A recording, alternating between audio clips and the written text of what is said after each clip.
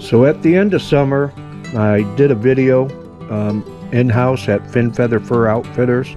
We did it on drop shot fishing for smallmouth bass, and this is basically an extended version. A lot of footage got cut out of that. We just used a little bit. This is a little bit more of it. Currently, I'm on a lake that's averaging 30 feet, I would guess, with depth up to 70 feet. Here I'm looking at my graph. I'm out towards the middle more. I'm not seeing much on the graph.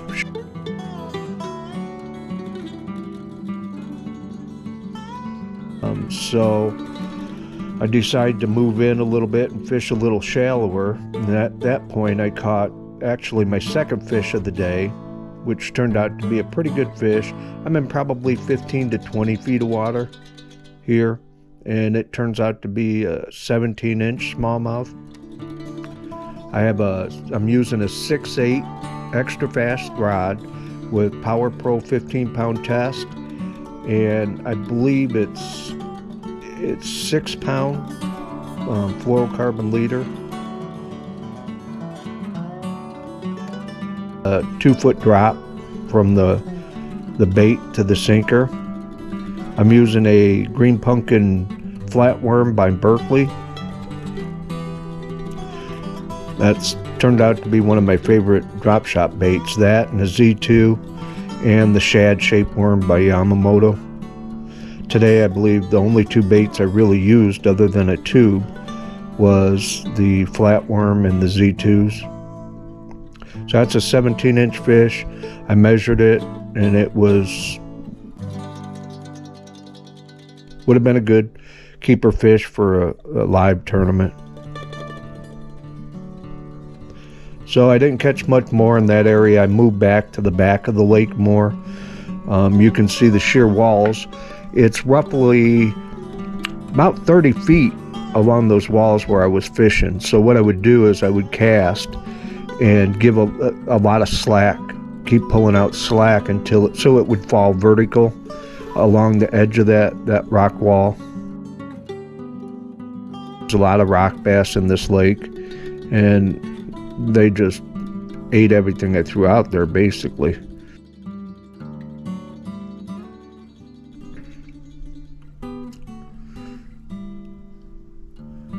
Oh no, I caught multiple rock bass along this wall, probably about 10, till I decided, I had enough of that. I was going to try a different area.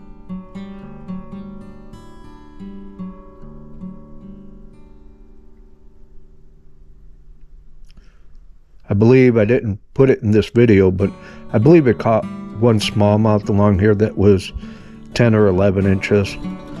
I didn't post that or put it on the video, but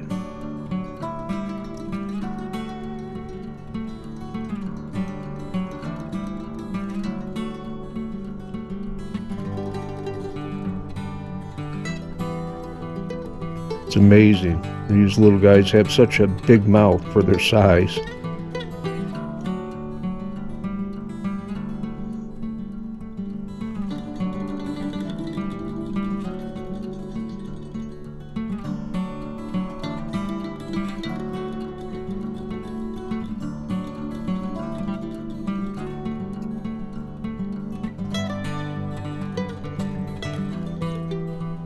You can see I'm barely moving the bait when I was just kind of keeping it in one spot, jiggling it, maybe move it a little bit and just jiggle it.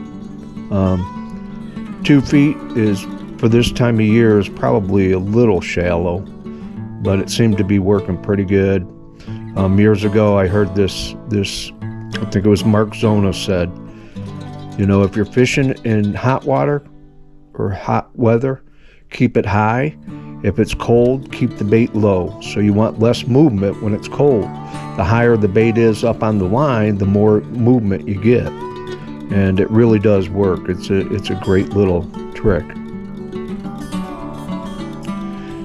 Here's one of my bigger fish of the day.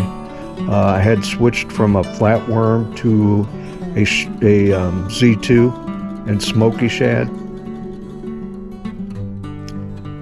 And this was Turned out to be a really good fish. I didn't realize it at first, but now smallmouth have a tendency to swim at you, but once I got it close, I realized it's a nice fish.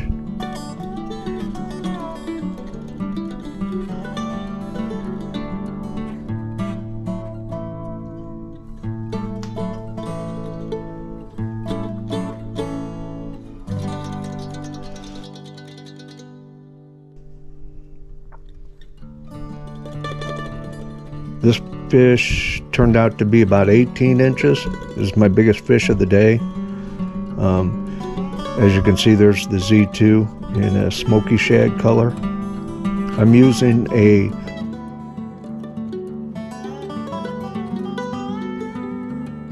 mosquito hook by Owner.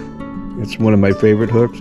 Light wire mosquito is my favorite, but I'll use either one. It's kind of old school, but it's always worked for me. I will occasionally use like the standout hooks. That's another one I like.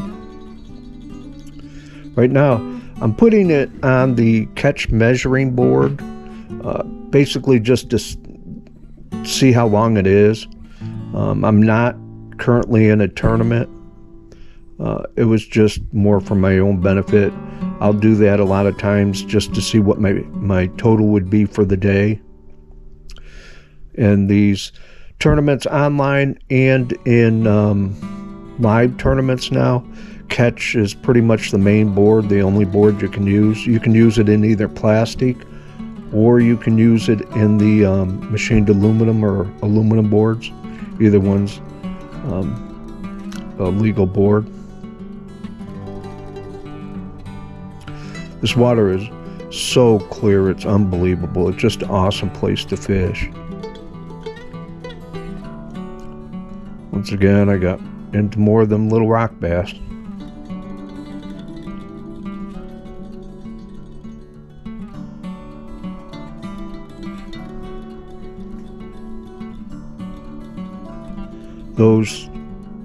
The sheer walls that you can see there, I think what happens is, because it's like 30 feet, I think what happens is you have little ledges.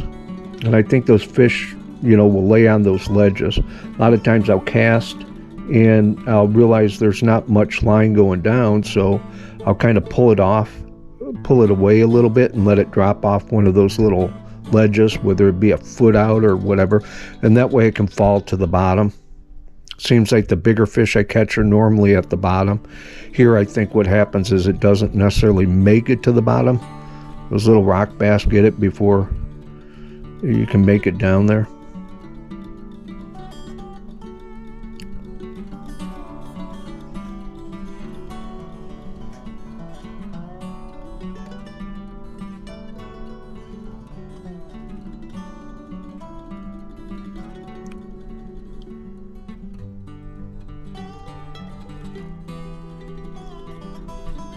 So I had moved to more towards where the boat ramp was, and I seen a couple largemouth swimming around. I made a cast to them and I lost them. The sun kind of blocked them and I couldn't see it anymore. So I moved down a little bit more, seen another one, and I moved out from it and made a cast to it, and sure enough, he hit the bait. Once again, I believe this is a flatworm. This looks like the biggest fish of the day. It was only really a little over 17. It was smaller than the biggest smallmouth I caught. Unfortunately, with these cameras, I realize sometimes it's deceiving. The fish will either look bigger or smaller than it really is. But you can see this is still a good quality competition fish. I don't know how heavy it was, but it was definitely a little over 17 inches.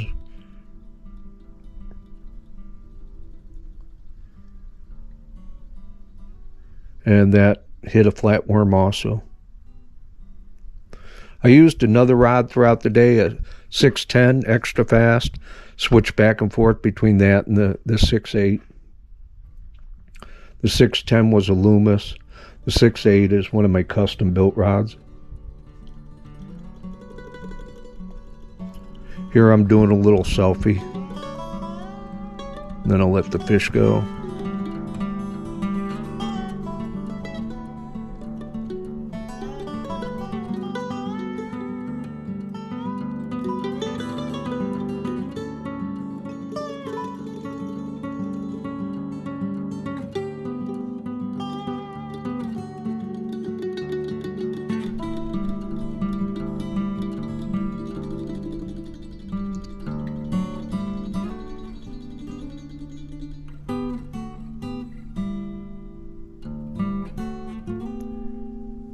And that was pretty much the last fish of the day. I think I made a couple more casts. I didn't really see much, so.